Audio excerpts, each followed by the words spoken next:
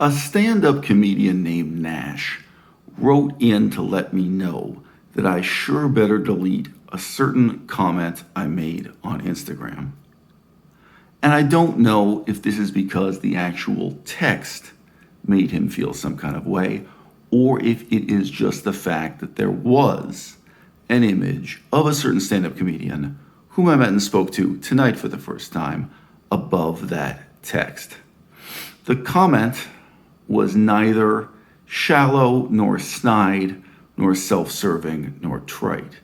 It was raising the question of the ways in which all of us are influenced by the unchallenged dominance of Instagram itself as the place where all stand-up comedians in every scene I've had contact with, New York to Los Angeles, Vancouver to Las Vegas, with New Orleans in between, every single stand-up comedy scene I've had any contact with, the comedians rely on Instagram as the crossroads for how they even arrange to do gigs together, how they talk to one another.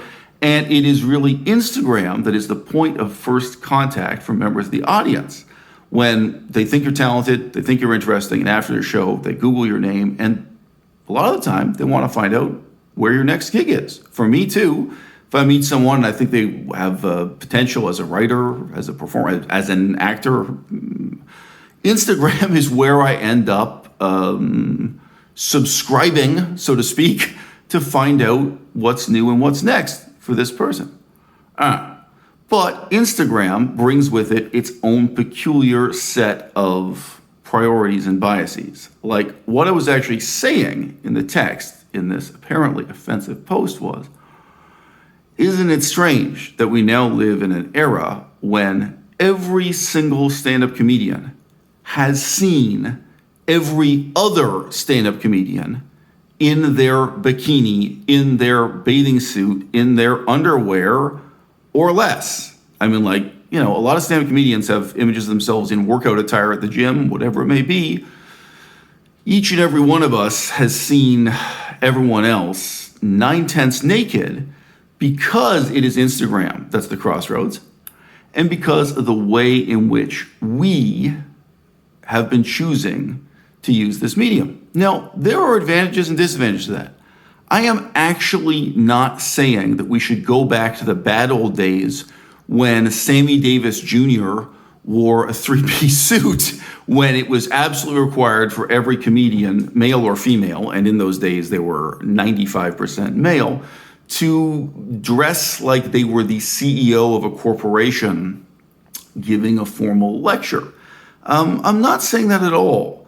I think that there's something really important to question: the ways in which physical beauty and physical appearance come to have a kind of overweening priority in what we do as creative writers and, yeah, I said it, dissident intellectuals.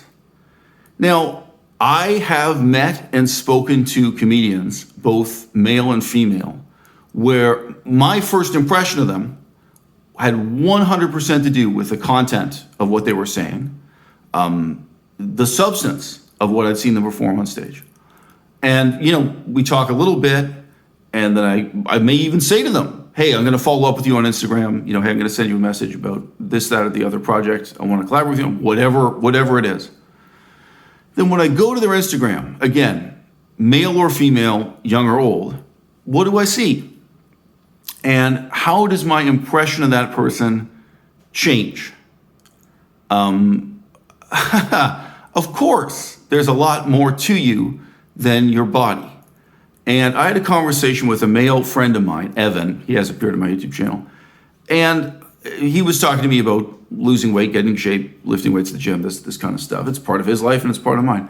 And I said, look, honestly, it would not make a difference to any of the women in my life if I were 10 pounds fatter than I am now.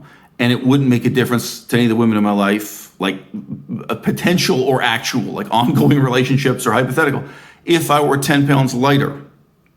But I am really aware, and everyone in my house is aware, if I lose 10 pounds, just even the appearance of my face on camera and on stage, the way your expressions come across, it changes, and how people react to you, whether or not they can see clearly the line of your chin and the look in your eyes.